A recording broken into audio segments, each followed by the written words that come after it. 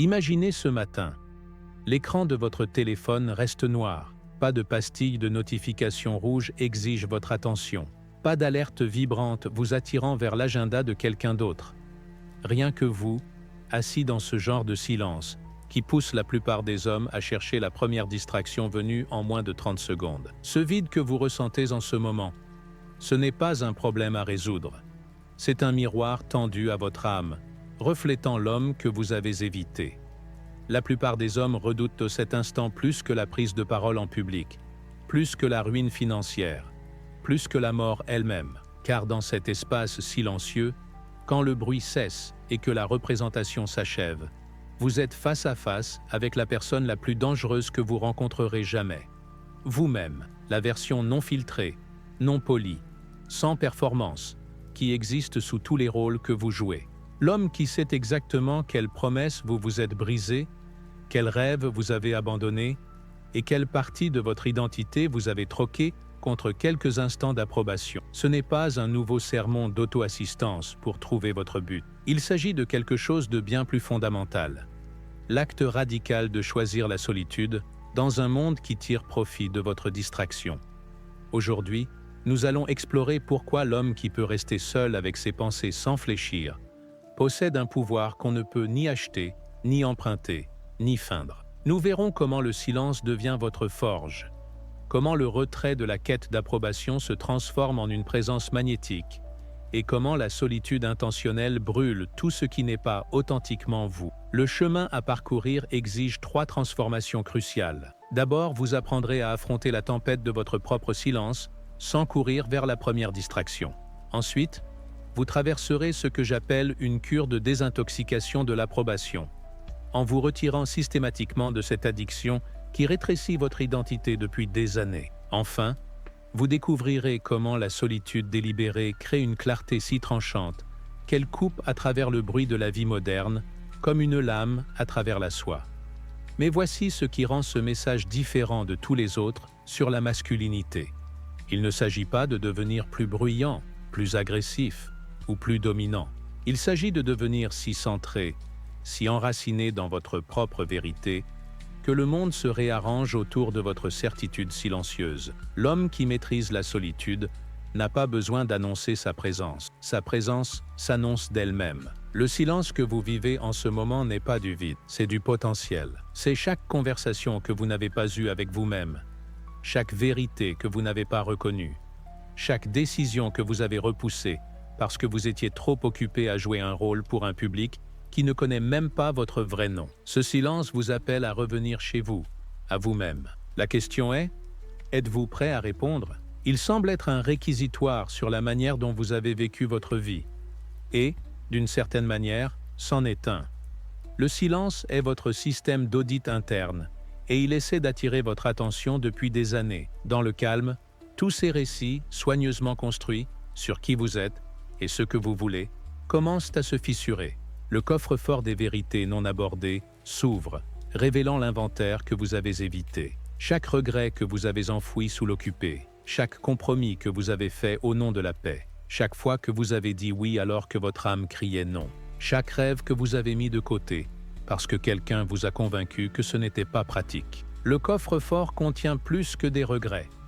Il renferme les occasions manquées qui vous hantent à 3 heures du matin, les conversations que vous auriez dû avoir mais que vous avez trop eu peur d'initier, les limites que vous auriez dû poser mais que vous avez trop craint de déplaire en les établissant, les risques que vous auriez dû prendre mais pour lesquels vous étiez trop attaché à paraître stable, les relations que vous auriez dû rompre mais auxquelles vous étiez trop habitué dans la misère familière. La plupart des hommes ressentent ce poids et cherchent immédiatement une issue de secours. Ils texteront une ex-petite amie qu'ils n'ont pas vue depuis des mois, non pas parce qu'elle leur manque, mais parce que sa réponse étouffera la voix dans leur tête qui leur demande pourquoi ils ne vivent pas la vie qu'ils veulent réellement.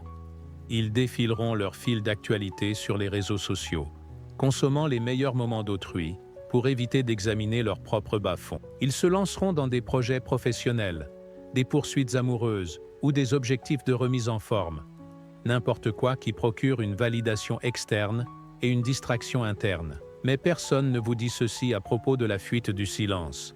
Les pensées que vous évitez ne sont pas réellement si dangereuses. Ce ne sont que des échos de vieux scripts, des enregistrements d'échecs passés, des ombres d'anciens mois.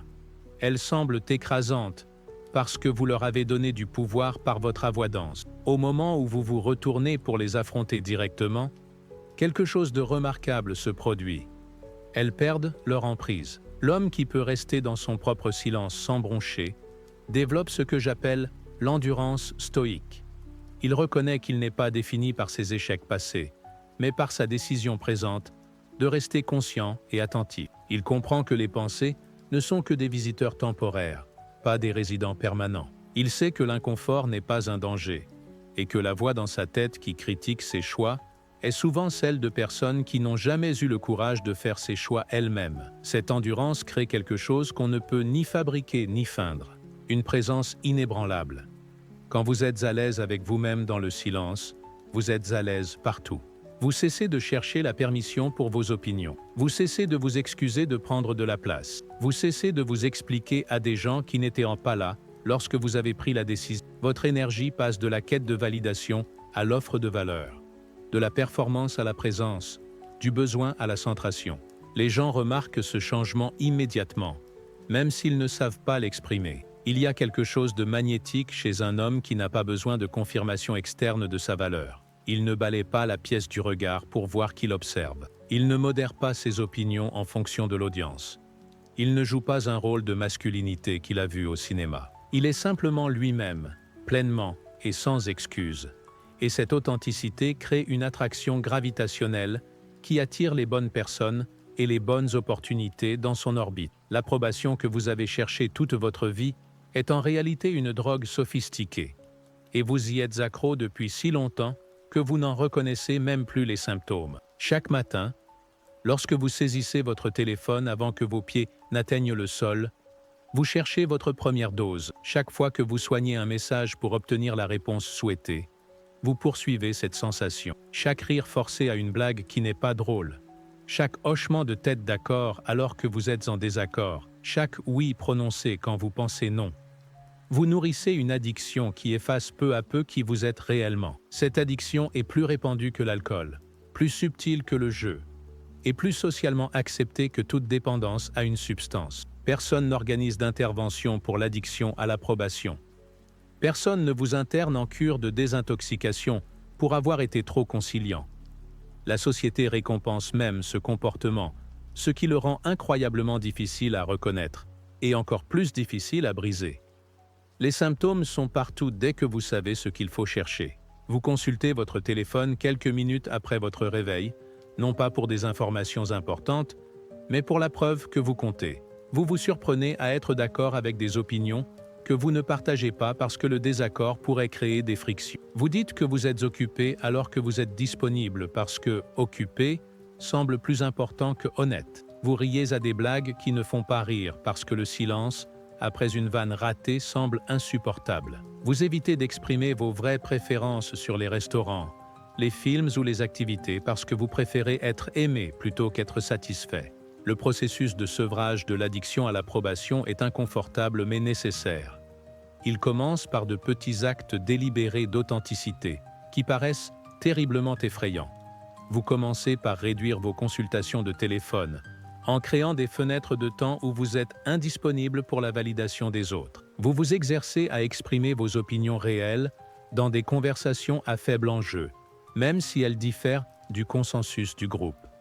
Vous commencez à dire non aux invitations qui ne vous intéressent pas réellement, même si dire oui serait plus facile. Chaque choix authentique ressemble à un saut dans le vide parce qu'on vous a appris que le désaccord équivaut au rejet, que fixer des limites équivaut à l'égoïsme, que se donner des standards équivaut à l'arrogance. Mais à mesure que vous poursuivez cette pratique, quelque chose d'inattendu se produit. Au lieu de perdre respect et connexion, vous commencez à les gagner. Les gens viennent vous demander un retour honnête parce qu'ils savent que vous ne leur direz pas simplement ce qu'ils ont envie d'entendre. Ils apprécient davantage votre présence parce qu'elle n'est pas garantie. Ils estiment vos opinions parce qu'ils savent qu'elles sont sincères, non jouées. La transition de la quête d'approbation à l'imposition de respect se fait progressivement, puis soudainement. Un jour, Vous réalisez que vous ne scrutez plus les visages pour déceler l'acceptation ou le rejet. Vous n'éditez plus vos mots pour éviter tout conflit potentiel. Vous ne vous transformez plus pour correspondre à l'énergie de la pièce. Vous apparaissez simplement tel que vous êtes. Et le monde répond à cette authenticité avec un respect que vous n'avez jamais connu lorsque vous jouiez un rôle. Ce passage de l'applaudissement à la paix est profond. L'applaudissement est éphémère, externe et addictif. Il exige une performance constante et vous laisse vide dès qu'il s'arrête. La paix est permanente, interne et autosuffisante. Elle ne nécessite pas de public parce qu'elle n'est pas un spectacle. C'est l'état naturel d'un homme qui a cessé de se trahir pour le confort des autres. L'homme qui se choisit devient impossible à ignorer, non parce qu'il est bruyant ou exigeant, mais parce qu'il est aligné. Ces mots portent du poids, parce qu'ils viennent de la conviction, non du calcul. Sa présence remplit une pièce, parce qu'il habite pleinement sa propre vie au lieu de passer une audition pour l'approbation d'autrui. Ses choix paraissent sans effort, parce qu'ils sont authentiques, non stratégiques. La solitude, lorsqu'elle est abordée intentionnellement, devient l'outil le plus puissant pour la transformation masculine. Mais il ne s'agit pas de la solitude de l'isolement ou de la dépression. Il s'agit de l'abaissement délibéré du volume de la vie, pour enfin entendre clairement votre propre voix. Dans notre monde hyperconnecté, votre attention est constamment monopolisée par ceux qui profitent de votre distraction. Les réseaux sociaux, les médias d'information, les entreprises de divertissement, même vos amis et votre famille ont appris à créer de l'urgence autour de leur contenu, parce que l'urgence garantit l'engagement. Quand vous vous éloignez de ce chaos fabriqué, quelque chose de remarquable se produit. Les objectifs que vous croyez vôtres se dévoilent comme des ambitions empruntées. Les relations que vous croyez nécessaires se montrent comme des sources d'épuisement. Les activités que vous croyez joie se révèlent comme des habitudes que vous n'avez jamais choisies consciemment. Les valeurs que vous pensiez vous définir s'effondrent sous l'examen, se révélant être des attentes héritées plutôt que des vérités personnelles. Cette révélation n'est pas confortable. Elle signifie admettre qu'une grande partie de ce que vous appelez votre vie n'est pas réellement la vôtre. Elle signifie reconnaître que vous avez vécu selon des scénarios écrits par des personnes qui ne connaissent pas votre histoire, poursuivant des critères qui ne mesurent pas ce qui compte pour vous, cherchant le succès tel que défini par des cultures qui ne partagent peut-être pas vos valeurs profondes. Dans l'espace silencieux de la solitude intentionnelle, vous commencez à poser d'autres questions. Au lieu de « que devrais-je faire ?», vous vous demandez « qu'est-ce qui m'anime ?» Au lieu de « que penseront les gens ?», vous demandez « qu'est-ce que je pense vraiment ?» Au lieu de « comment puis-je m'intégrer ?», vous demandez « où est ma place ?» Au lieu de « comment être plus performant ?», vous demandez « comment définir le succès pour moi-même ?» De l'espace pour y répondre honnêtement. Elles ne peuvent pas être résolues entre deux réunions ou pendant les coupures publicitaires. Elles ont besoin de l'attention soutenue qui ne vient que lorsque vous avez créé des limites délibérées autour de votre temps et de votre énergie. Cela signifie dire non aux invitations creuses, même si dire oui serait plus facile. Cela signifie couper les liens avec des relations qui vous épuisent plus qu'elles ne vous apportent, même si elles vous sont familières. Cela signifie concevoir des routines qui servent vos objectifs authentiques, plutôt que les attentes des autres. Le processus d'élagage est douloureux au début, parce qu'il exige de lâcher des identités, des relations et des activités qui ont pu vous définir pendant des années. Mais à mesure que vous poursuivez cette pratique, vous découvrez quelque chose de profond. L'espace que vous créez en supprimant ce qui ne vous sert pas se remplit de ce qui vous sert. Les opportunités en accord avec vos valeurs commencent à apparaître.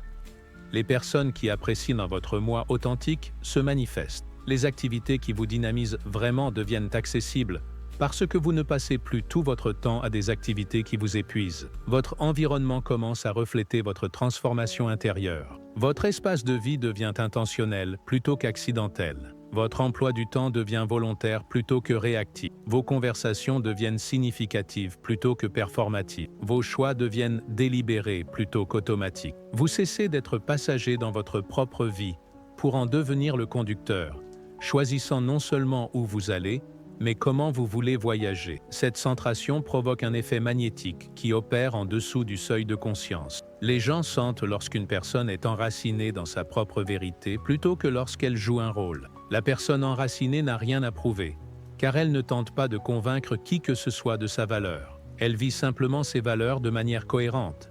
Et cette cohérence crée la confiance, le respect et l'attraction. Cette qualité magnétique n'est pas de la manipulation ou une stratégie. C'est le résultat naturel de l'alignement entre votre vérité intérieure et votre expression extérieure. Lorsqu'il n'y a pas d'écart entre qui vous êtes et comment vous vous montrez, les gens se sentent en sécurité autour de vous parce qu'ils savent à quoi s'attendre. Ils se sentent inspirés par vous, parce que l'authenticité est rare et puissante. Ils sont attirés par vous parce que la présence vraie est la ressource la plus précieuse dans un monde rempli d'interactions distraites et jouées. Cette transformation ne se produit pas du jour au lendemain, mais elle se produit inévitablement pour l'homme qui s'engage dans le processus. Un jour, vous réalisez que vous n'attendez plus la permission de vivre votre vie. Vous ne cherchez plus l'approbation pour vos choix. Vous ne jouez plus un rôle pour un public qui ne connaît pas votre vrai nom. Vous êtes simplement vous-même, pleinement et complètement. Et c'est suffisant. Plus que suffisant. C'est tout. Ce moment de silence que vous avez vécu au début de ce message n'est pas un problème à résoudre. C'est une invitation à être accepté. Une invitation à cesser de fuir vous-même et à commencer à vous rapprocher de l'homme que vous êtes capable de devenir. Ce vide que vous avez ressenti n'était pas un gouffre à remplir de plus de bruit, plus d'activité, plus de distraction. C'était un espace à habiter par votre moi authentique. Vous n'avez pas besoin de plus d'attention des autres. Vous avez besoin de plus d'attention pour vous-même.